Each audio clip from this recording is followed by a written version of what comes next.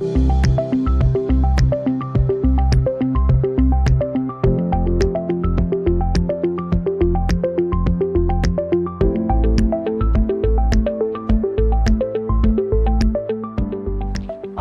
eu estou aqui no Centro de Tecnologia da Informação CTI Renato Archer, uma unidade de pesquisa do Ministério da Ciência, Tecnologia e Inovações.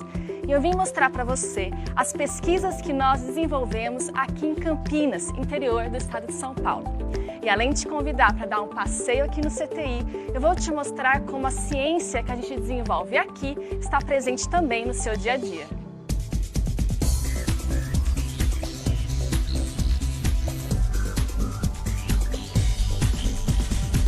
Eu vou começar te falando sobre uma tecnologia fantástica, a impressão 3D. Aqui no CTI tem um grupo de pesquisadores que há 25 anos trabalha na aplicação da impressão 3D na saúde, na pesquisa e em vários outros setores. Pedro, conta mais pra gente. Opa, peraí, já tô indo. Ô pessoal, tudo bem? Olha, estava aqui, né, nas nossas máquinas, esse aqui é o nosso chão de fábrica, né? Nós estamos aqui no laboratório de tecnologias tridimensionais.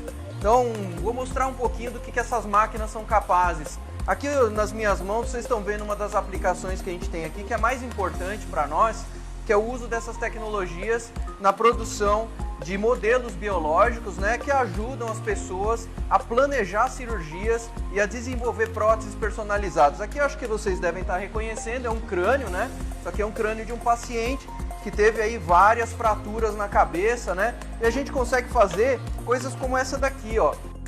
E aqui a gente tem um caso de um paciente que sofreu diversas fraturas. Essas fraturas a gente pode então visualizar nesse modelo que foi materializado na tecnologia de impressão 3D, como também pode fazer essa prótese que a gente usa então para preencher perfeitamente aqui a fratura e proteger o cérebro desse paciente.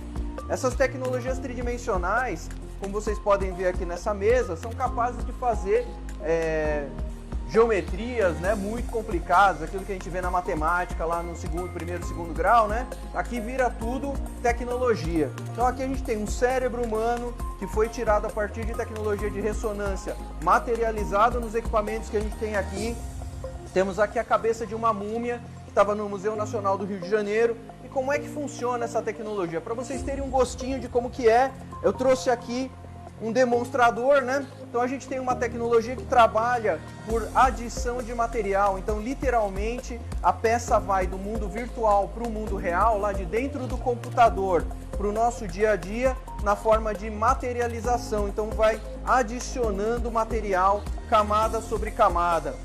Então esse aqui é um modelo que a gente usa para demonstrar, né, a tecnologia de impressão 3D. A gente vê as camadas aqui. O processo funciona adicionando essas camadas umas sobre as outras. Então a gente vê aqui, por exemplo, uma dessas camadas que o computador vai gerar e aí, camada sobre camada, o processo vai depositando o material e a gente consegue então obter uma estrutura como essa daqui ou qualquer outra estrutura que esteja dentro do computador. Assim como eu posso fazer uma xícara, eu posso fazer algo muito mais complicado que é um cérebro. Então, gente, ciência e tecnologia, vem procurar a gente aqui. O CTI está esperando vocês também. Muito obrigado.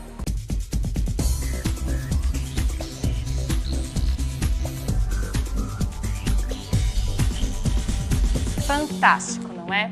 E se eu te disser que aqui no CTI tem gente pesquisando como imprimir tecidos humanos e até mesmo, quem sabe, um dia imprimir órgãos e acabar com a fila de transplante. Quer saber mais? Assiste aí. Então, aqui a gente está num laboratório de biotecnologia. Hoje, o projeto principal desse laboratório são projetos na área de biofabricação, bioimpressão 3D. O que a gente pode entender como a bioimpressão? Então, é a ajuda de máquinas, né, como essa, que é uma impressora 3D, onde a gente vê hoje desenhos animados, que tem bonequinhos que fazem seus próprios brinquedos com uma impressora como essa. A gente pode começar a pensar em imprimir tecidos humanos. Por exemplo, eu tenho aqui uma estrutura de um material que imita o osso humano, o nosso osso. E aí, com essa impressora 3D, eu consigo estruturas muito interessantes e que se aproximam muito do nosso osso. Então, aqui a gente tem uma situação onde a gente está simulando esse material, esse gelzinho, onde a gente pode ter células, por exemplo, do dente de leite. São células que podem se transformar em células do osso. Então, a gente consegue, com essa impressora 3D, aqui a gente tem um modelo. Então, hoje é o foco principal desse nosso laboratório.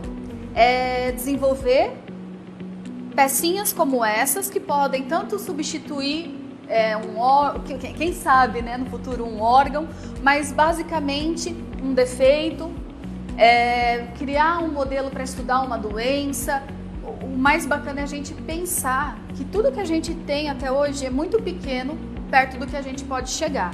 Então, a área de biotecnologia realmente ela despontou. E com o auxílio de máquinas, né, onde a gente conseguiu melhorar muito a forma de obter resultados, a forma de preparar materiais para a área de biotecnologia, e isso é algo que só tem uma sementinha.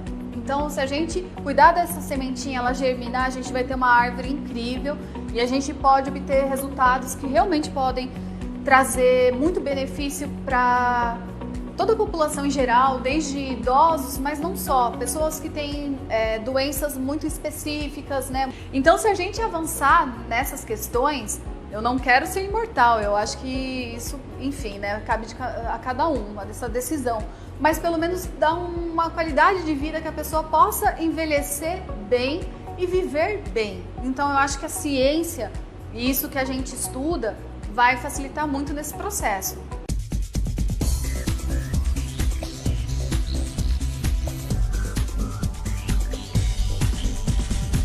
Os robôs estão cada vez mais presentes no nosso dia a dia. Aqui no CTI a gente também pesquisa a robótica e o Murilo vai falar um pouco mais para vocês. Sem dúvida, a robótica é uma área multidisciplinar, o que significa que tem várias áreas que você está atuando ao mesmo tempo. Então você estimula a criatividade, você estimula o trabalho em equipe, porque geralmente você trabalha em equipe para lidar com construção, a programação de robôs. Tem um exemplo clássico que os jovens conhecem muito bem, que são os drones. Os drones, principalmente os drones autônomos, eles são um claro exemplo de robô. O drone foi desenvolvido através da robótica e hoje em dia você vê muitas aplicações distintas, como monitoramento, vigilância, entretenimento, por que não? Quando você ouve falar também em caminhões que andam sozinhos, também é robótica. Muitos projetos de robótica falam de robôs cuidadores de idosos. O robô ele tem que saber como dialogar com o idoso de uma maneira que ele se sinta confortável, senão você não vai ter a aceitação do robô. Se a robótica é o futuro, a humanidade tem que aceitar esse futuro. Aqui nesse nosso laboratório a gente trabalha com o que nós chamamos de sistemas ciberfísicos. O que isso significa? São sistemas que estão conectando a rede a diversas máquinas diferentes. Então, o grande foco do nosso laboratório é com robótica. Nós temos robôs recepcionistas, como a Ana.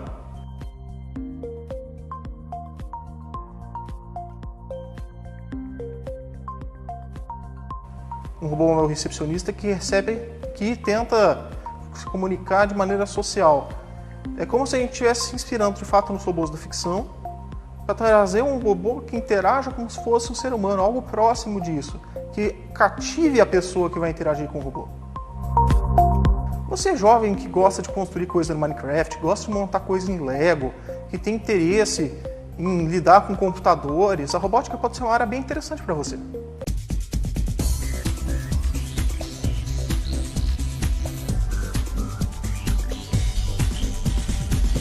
Hoje em dia, as máquinas estão cada vez mais inteligentes. Já reparou como tem máquinas que parece que pensam e raciocinam? Isso acontece graças à inteligência artificial, uma das áreas de pesquisa aqui do CTI. Bonacim, conta mais pra gente sobre esse assunto. A inteligência artificial está muito mais ativa nas coisas que a gente tem no nosso dia a dia, né? É um carro que estaciona sozinho, um sistema anticolisão, né?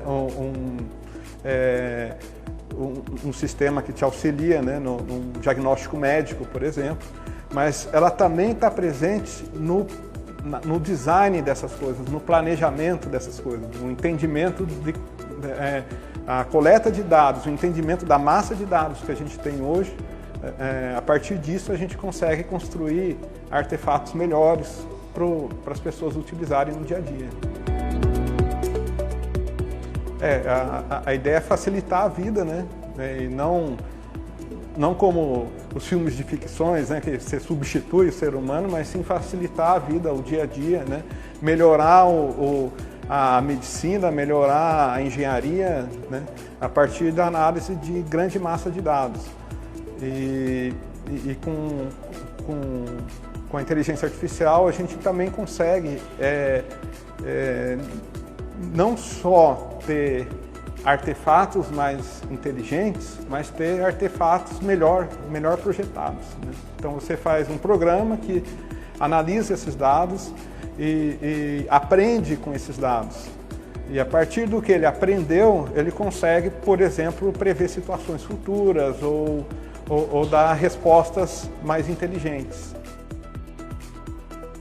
A partir na massa de dados, com os tratamentos médicos, a genética da pessoa, a resposta que a pessoa teve para esses tratamentos médicos, né, que as pessoas tiveram para esses tratamentos médicos, você consegue colocar, né, apoiar, né, a decisão, né, do profissional de saúde para trazer melhores tratamentos, melhores soluções para cada indivíduo, né, de acordo com a genética, com o comportamento e outros fatores também. A tecnologia é o futuro, né? Então o jovem que vai engajar nessa área de pesquisa, né, em computação, ciência de dados, em inteligência artificial, é o jovem que vai estar preparado para atuar no mercado de trabalho daqui 20 anos, 30 anos. Né?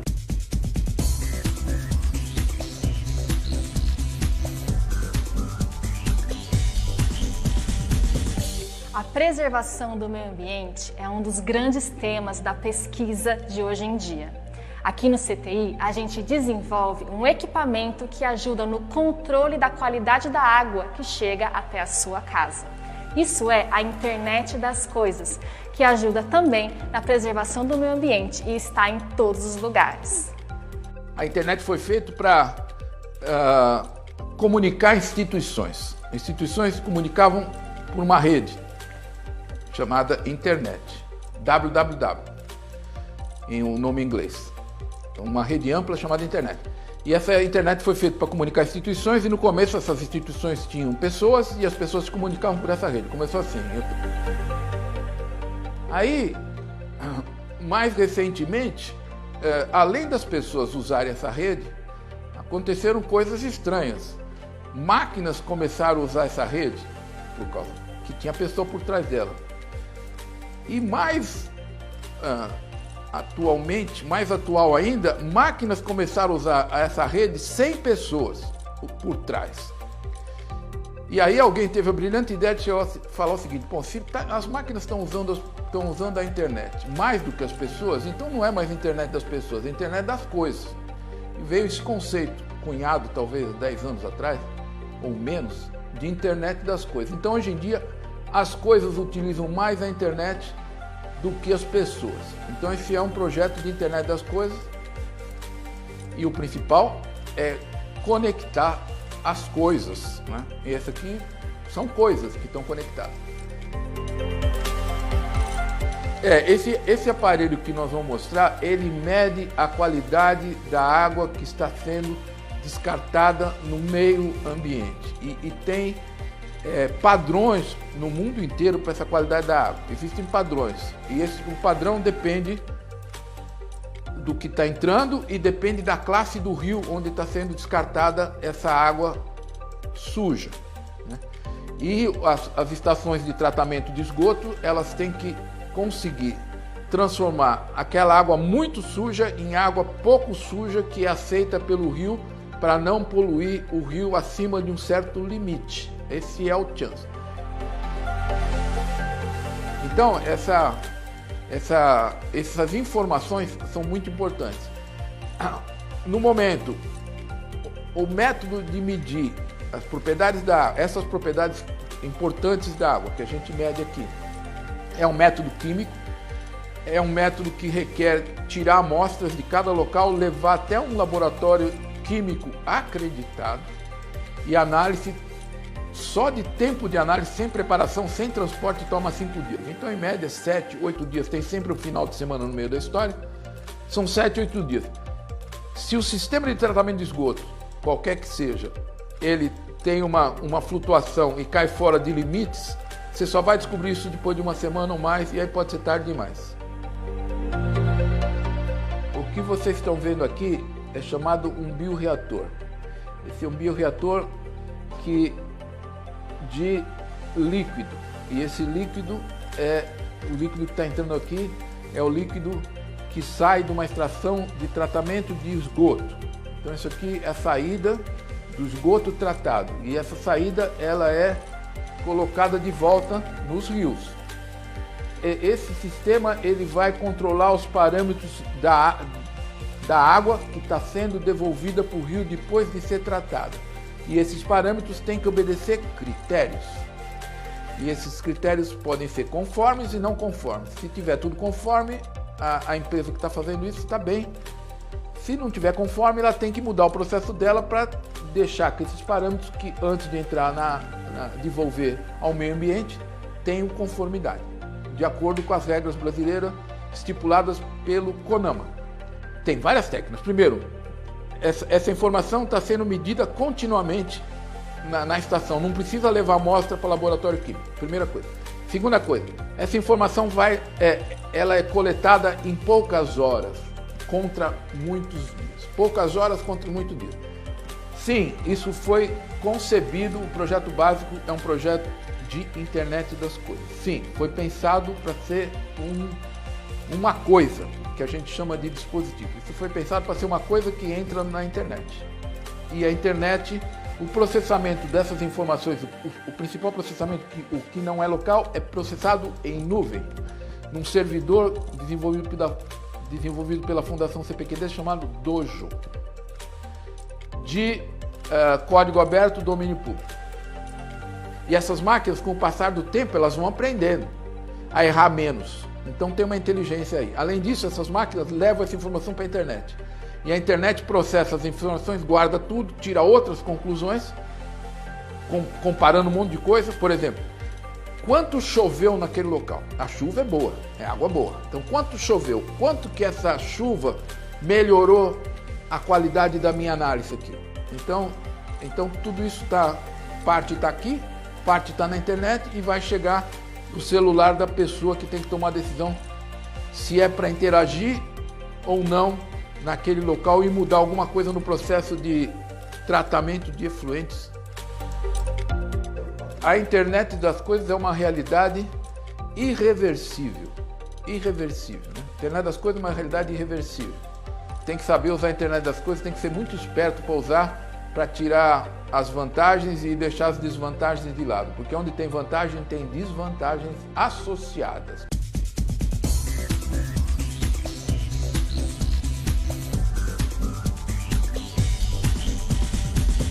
Aqui no CTI também temos uma equipe de pesquisadores que trabalham estudando em como proteger os nossos dados pessoais e as informações que enviamos via e-mail, troca de mensagens, nos bancos virtuais. Confira!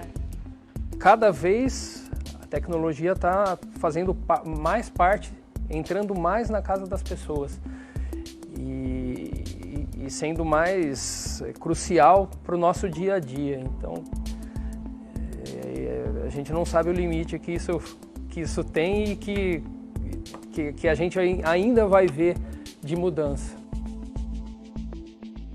Porque como a tecnologia está cada vez, já é muito presente nas nossas vidas e ela está cada vez mais presente, todas as nossas ações acabam dependendo de recursos tecnológicos. Desde a nossa comunicação com a nossa família, até serviços bancários, serviços públicos, e todos esses serviços necessitam de segurança. para que pessoas não façam coisas erradas, coisas impersonando outras pessoas, roubando dinheiro até e tendo acesso a informações que não deviam.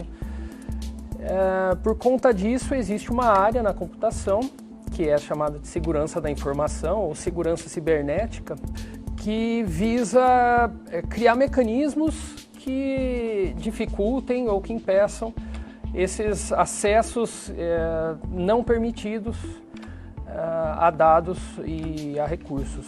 Então, a nossa pesquisa aqui no CTI, ela é focada nessa área de segurança da informação e a gente desenvolve uma série de técnicas e metodologias para não só aumentar o nível de segurança dos sistemas, mas também para fazer a avaliação do nível de segurança de sistemas. Então a gente consegue, a partir de um sistema pronto, já em funcionamento ou não em funcionamento ainda, a gente consegue fazer uma avaliação do nível de segurança desse sistema e sugerir correções, sugerir pontos de falhas, de monitoramento que possam ser atacados.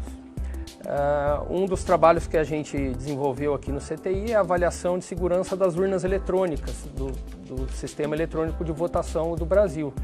Então a gente apoiou o TSE por diversos anos e ainda apoia, na verdade, na avaliação do sistema eletrônico de votação, propondo melhorias e visando aumentar o nível de segurança do sistema de votação. Além de outros projetos envolvendo sistemas bancários, sistemas de informação, de bases de dados, etc.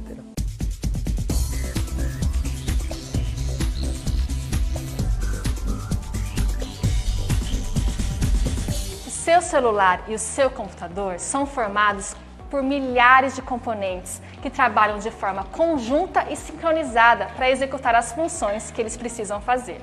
Isso é chamado de circuito integrado. E aqui no CTI a gente vai descobrir um pouco mais como são projetados os circuitos integrados. Não tem realmente, eu acho, uma área, né, um setor do humano que você não tenha a existência da eletrônica, né, dos circuitos eletrônicos. Eles estão em tudo, estão na medicina, estão na aeronáutica, na automação industrial, enfim. Quer dizer, você vai falar com a televisão, ela liga, você vai falar para abrir uma cortina, para ligar uma luz, enfim. O que eu costumo dizer é que isso aqui, por exemplo, é um sistema eletrônico. O que é um sistema eletrônico? Você vai ter em todo produto eletrônico vai ter uma unidade de processamento dessa, né? Na sua televisão, no seu smartphone, no seu notebook, dentro do seu automóvel, existe uma unidade de processamento eletrônico, certo? Então, o que a gente faz aqui realmente é projetar essas unidades, né? Que elas, nesse caso específico, ela é feita do que a gente chama de componentes discretos, né? Então você olha assim, você consegue enxergar os componentes. Então, mas a gente pode também fazer coisas mais complexas, como o circuito integrado, entendeu? No circuito integrado eu tenho um sistema eletrônico inteiro aqui dentro, numa área muito menor, né? Isso me dá uma série de vantagens em termos de consumo de potência, de sigilo, né? De confidencialidade, né? Então, nós também temos essa possibilidade de fazer o projeto do circuito integrado aqui dentro, né? Outros setores aqui do CTI vão cuidar da parte de colocar o que foi projetado dentro de uma cápsula, que a gente chama, né, que é essa parte mais escura aqui do nosso sistema, que no caso aqui especificamente é quase que um computadorzinho, para poder ser usado num outro sistema mais complexo, né? Então esse é o nosso meio aqui, entendeu? Nosso métier é esse, a gente trabalhar sistemas eletrônicos, sejam eles feitos de componentes isolados, né, como a gente está vendo aqui. Essa placa, só como exemplo, ela é um módulo de comunicação pela linha da rede elétrica, linha de energia elétrica, tá? Ela vai entrar na sua casa, conversar com seus eletrodomésticos, eventualmente medir sua potência, só com esse módulozinho, entendeu?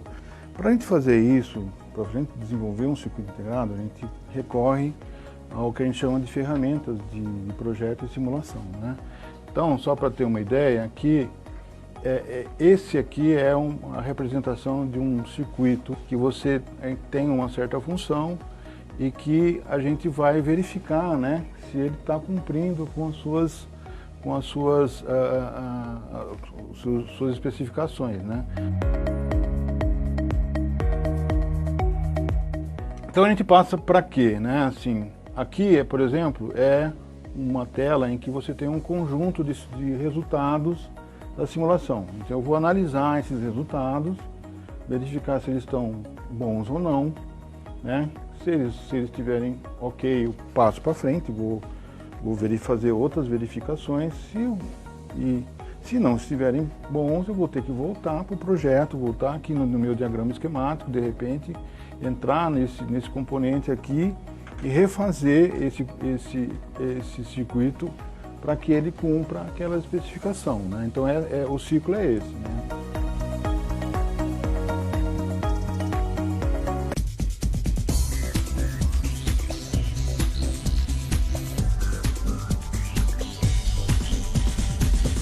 Os pesquisadores do CTI estão sempre buscando e estudando novos materiais que poderão deixar os celulares e computadores mais rápidos, as telas de TV mais vibrantes, entre outras coisas. O pulo do gato dos novos materiais são as suas propriedades nanométricas, que são invisíveis aos nossos olhos, mas super poderosas. Caio, conta mais pra gente. Nanomaterial são materiais que possuem pelo menos uma dimensão na escala nanométrica, que seria 10 a menos 9 metros. Seria aproximadamente 1 bilhão de vezes menor que 1 metro. Um material que tem a dimensão, pelo menos uma dimensão nessa escala nano, é considerado um nanomaterial. São materiais com dimensão muito reduzidas, muito menores que, por exemplo, o diâmetro de um fio de cabelo.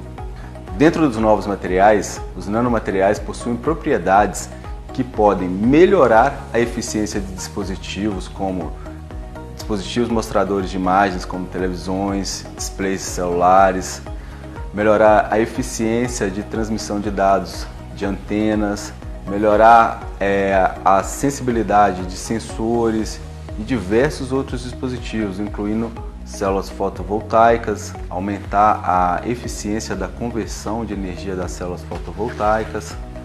Os novos materiais são um resultado constante de pesquisa. A cada dia surgem novas combinações que vão resultar em propriedades diferentes e, consequentemente, em aplicações diferentes.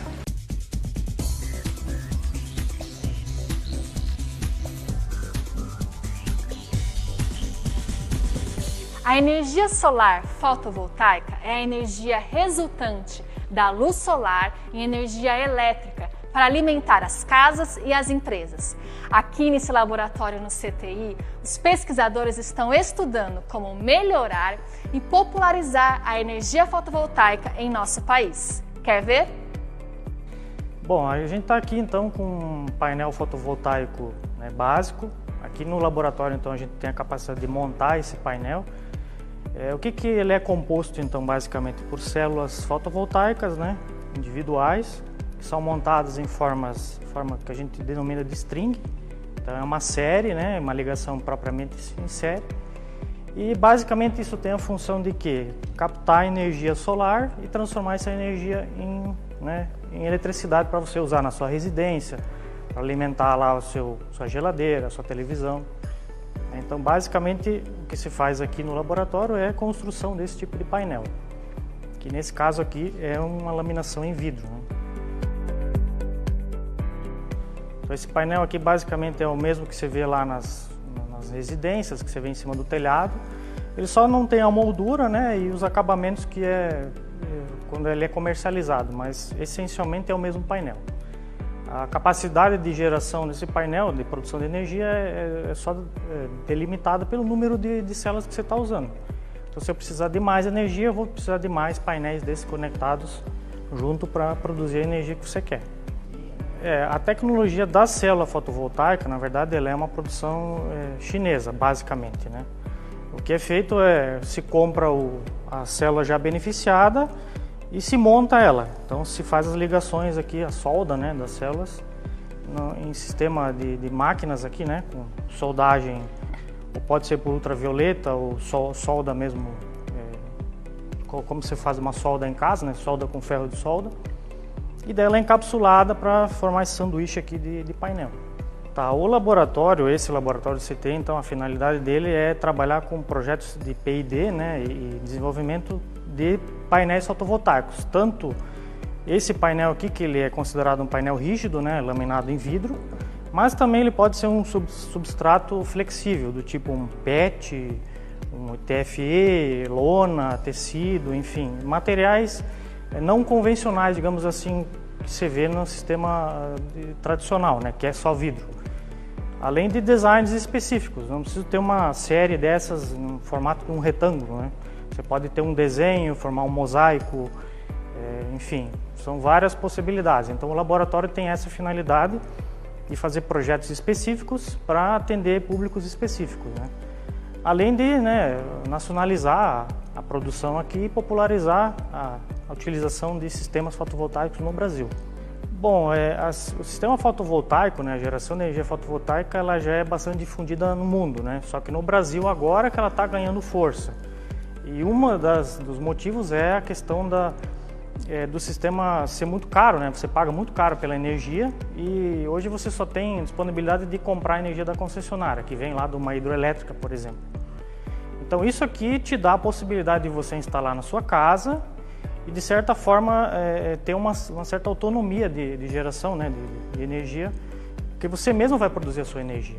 Então, uma tendência para o futuro, claro, não é a substituição das fontes tradicionais de geração, mas é uma alternativa para auxiliar, né, na geração de energia das fontes que já são tradicionais.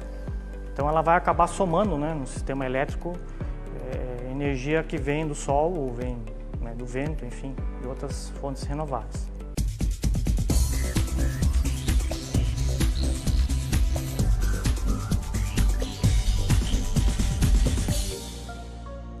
Tem um celular aí, né? Tá pensando em trocar por um novo? E se eu te disser que no celular que você não quer mais, ou então que não tem mais conserto, tem metais preciosos dentro? Aqui no CTI, tem pesquisadores que desenvolveram uma tecnologia para retirar os metais preciosos dos celulares e também de outros produtos eletrônicos. Vem comigo, a Tati vai mostrar para vocês. O projeto de Cobalt, ele traz uma riqueza para o Brasil, porque ele traz a discussão da logística reversa de resíduos eletroeletrônicos, mas com foco no lítio do cobalto. Como que a gente pode caminhar com o processo de reciclagem, trazendo tecnologias que já foram desenvolvidas para o Brasil. O que a gente desenvolve no projeto? A gente faz a recuperação do lítio e do cobalto, que estão presentes dentro da bateria do celular. Então isso traz uma discussão muito importante, porque até então existem normas, né? O Brasil tem a norma da BNT, tem a Política Nacional de Resíduo Eletroeletrônico, e ele traz algumas discussões de como se pode, né? Como se vai se pensar numa logística reversa. O primeiro ponto o Brasil é muito grande. Então essa riqueza do Brasil não é a mesma, né? As pessoas que moram em Manaus é diferente do que moram em Alagoas, que moram em Fortaleza, que moram em São Paulo. Então são histórias de vida diferentes. Mas o celular é o mesmo, né? O impacto desse celular é o mesmo. Então o que pode acontecer? A gente tem relatos que às vezes a vivência do pessoal de Manaus acaba descartando, bem diferente do que é aqui no estado de São Paulo, porque a informação não tem chegado com tanta eficácia. Então o que a gente quer trazer a nível nacional, como se pensar numa logística reversa que de fato realmente você faça a reciclagem do lítio e do cobalto nos celulares, né, no notebook. Então é onde tem o lítio e o cobalto, que nas baterias o lítio, né? Então, onde tem os aparelhos de bateria o lítio, você tem o lítio e o cobalto e você faz a reciclagem. O que é gerado em torno de uma reciclagem de resíduo eletroeletrônico, você realmente vai enfatizar as três vertentes mesmo, né, do tripé. Então, o ambiental, o social e o econômico. E é muito forte. A parte econômica de uma reciclagem, principalmente de aparelhos, né, de celular, de notebook, quando você consegue colocar a economia circular funcionando realmente, colocando a cooperativa, colocando os processos químicos de núcleos de tecnologias, você vai realmente dar outra função. Então você vai... o que você vai trazer de benefício, né? Vai elevar, né, essa reciclagem, então você vai realmente aproveitar todos os componentes. Você consegue trazer um outro sentido de reciclagem. E o que é o pano de fundo disso?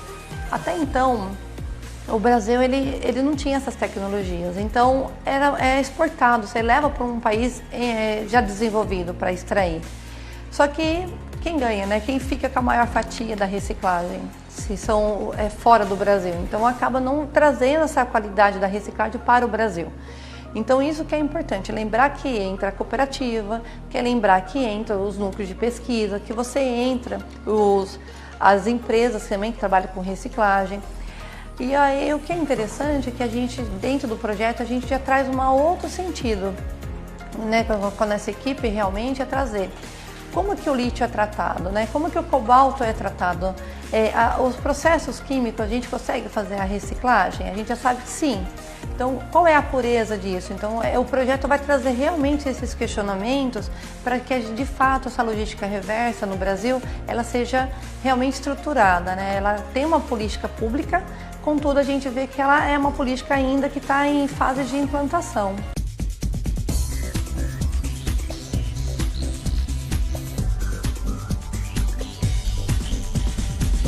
Aqui no CTI também tem uma equipe de pesquisadores que trabalham com biosensores. Os biosensores ajudam, entre outras coisas, a detectar doenças, como alguns tipos de câncer, zika vírus e até mesmo o Covid-19. Aline, conta mais pra gente sobre isso. Então, os biosensores são dispositivos que são capazes de detectar, no nosso caso, uma doença, né? No nosso caso, o SARS-CoV. E por que ele é conhecido como biosensor? Porque você pode ter só um sensor. O biosensor, a molécula que vai identificar a doença do SARS-CoV é uma molécula biológica, por isso biosensor. Como que a gente faz isso? Quando a pessoa está contaminada com SARS-CoV, ela tem o vírus na saliva. A gente utiliza a saliva, coloca em cima do sensor e esse sensor é capaz de detectar se nessa saliva tem ou não o vírus do SARS-CoV. Esse aqui é o dispositivo que detecta. Então esse aqui é o nosso sensor, onde a gente pinga a saliva aqui no meio dele, né? E eu conecto o sensor no equipamento. E ele vai ler, dando positivo ou negativo. Uma das grandes vantagens desse teste é a detecção do antígeno em si, ou do vírus, e a rapidez de resposta. Assim que você encaixa, a resposta ocorre em minutos. Nós aqui já desenvolvemos o sensor igual esse para detecção de Zika vírus, já desenvolvemos também para doenças de estresse oxidativo, como câncer, Alzheimer, Parkinson.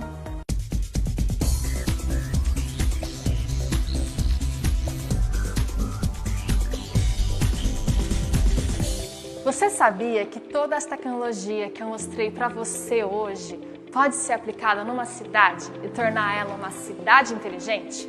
A Kátia vai mostrar um pouco sobre o que é uma cidade inteligente e para que serve.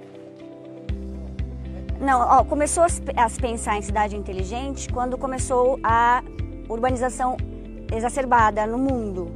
Hoje a maioria das cidades são urbanas, se deixou de ser rural, que a gente por muito tempo foi um país rural, e no mundo também existia isso, e aí as pessoas começaram a migrar para cidades. E aí surgiram muitos problemas nas cidades, principalmente de planejamento. E aí os pesquisadores pensaram, a tecnologia pode ajudar a melhorar as condições de vida das pessoas? Pode ajudar a planejar? Então, o que se pensou? Que a tecnologia poderia ser implementada nessas cidades para ajudar as pessoas, para ajudar o planejamento, os gestores, para ajudar a melhorar as condições de vida da população. Então, começou a pensar nisso. né, em cidades que fossem inteligentes nesse sentido, né, que usasse tecnologia para ajudar a melhorar a vida das pessoas. Que não adiantava implementar tecnologia antes de resolver alguns problemas básicos para a cidade. Então eu quero colocar um medidor para não desperdiçar água, mas tem água tratada para toda a população? Eu quero colocar iluminação pública inteligente, mas tem iluminação pública para toda a cidade? Então pensar antes de implementar a tecnologia, o que é preciso fazer. Então esse é um dos nossos trabalhos, pensar que a cidade ela só pode implementar a tecnologia e se tornar uma cidade inteligente a partir do momento que ela resolve seus problemas, os principais problemas da cidade, e que possa ela ter uma infraestrutura e serviços de qualidade para a população. E aí sim, depois disso, implementar a tecnologia para melhorar. O que a gente fez, que a gente está fazendo no nosso laboratório? Nós tivemos uma demanda do Ministério de Ciência e Tecnologia para a gente criar um modelo de nível de maturidade, ou seja, para a gente identificar em qual nível as cidades estão no Brasil em relação às cidades inteligentes, ao conceito de cidade inteligente. Então, nesse momento, é isso que a gente está fazendo, construindo esse modelo para a gente verificar essas questões. Então, a gente está vendo tudo, não só a tecnologia. Então, nesse nosso modelo de maturidade, a gente está vendo se tem água encanada para todo mundo, energia elétrica para todo mundo, a infraestrutura urbana suficiente, serviços também suficientes para a população e também a implementação de tecnologia, como que já está sendo implementada. E a nossa ideia não é dizer, essa cidade é a mais inteligente. Não, é mostrar para o gestor onde ele precisa investir. Então, a minha cidade está no nível 1 de maturidade, por exemplo. Então, o que eu preciso fazer para estar no nível 2? Se eu estiver no nível 2, o que eu preciso para o nível 3, nível 4? Entendeu? Então, é nesse sentido. Então, é isso que a gente está se propondo a fazer. É mostrar aos gestores quais são, que nível que ele está e o que ele precisa fazer para mudar de nível. Então, a gente viu isso durante a pandemia. As aulas online, por exemplo. Os alunos de escola particulares tiveram acesso, eles tinham computador em casa, internet, mas os alunos de escola pública, eles não tinham computador em casa. Tinha celular, mas é um celular para às vezes 3, 4 pessoas usarem para fazerem as aulas. Então, foi uma desigualdade muito grande nesse sentido, de tecnologia. E aí, muitos também não sabiam usar. Muitos professores não sabiam dar aula online, não foram preparados para isso. Não tinham também estrutura dentro de casa. Então a gente também tem pensado nisso, que a cidade inteligente tem que ser inclusiva, ela tem que incluir a todos. Todos têm que ter acesso às tecnologias que estão sendo implementadas. Então na nossa visão é uma cidade que pensa na sua infraestrutura urbana, oferecer para toda a população, serviços também que tenha abrangência e qualidade, ou seja, que abranja toda a cidade, que tenha qualidade para essas pessoas, que pense no planejamento, se planeje, que tenha a pretensão de planejar as suas ações e as suas políticas públicas, que seja inclusiva, que inclua todas as pessoas, que elas tenham acesso às tecnologias que forem implementadas, não só as tecnologias, mas a infraestrutura, como eu falei, os serviços, que elas possam utilizar e saibam utilizar essas tecnologias, que o prefeito, a gestão, ela promova esse letramento digital, que também tem uma governança colaborativa, que as pessoas elas possam contribuir para a gestão, para pensar nas ações e nas políticas públicas, não só nisso, mas também na implementação das tecnologias e dos serviços, e que ela também se pense na proteção dos dados, dos munícipes. Então, que tudo que for colocado em sites da prefeitura, todas as informações, elas sejam protegidas, e que a pessoa também se pense na privacidade, e na segurança dos dados dessas pessoas.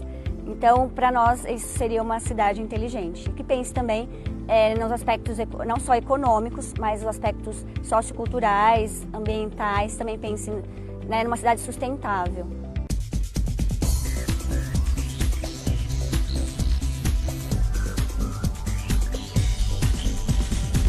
Gostou? Não te falei que o CTI estava presente no seu dia a dia? E olha só, essa é só uma parte da gama de áreas de pesquisa que o CTI Renato Archer atua. Os nossos pesquisadores estão sempre atentos e buscando soluções de melhoria para a nossa sociedade. Se você quiser saber mais, acesse o nosso site ou as nossas redes sociais. Bom, eu vou ficando por aqui. Foi um prazer receber você aqui no Centro de Tecnologia da Informação CTI Renato Archer. Até mais!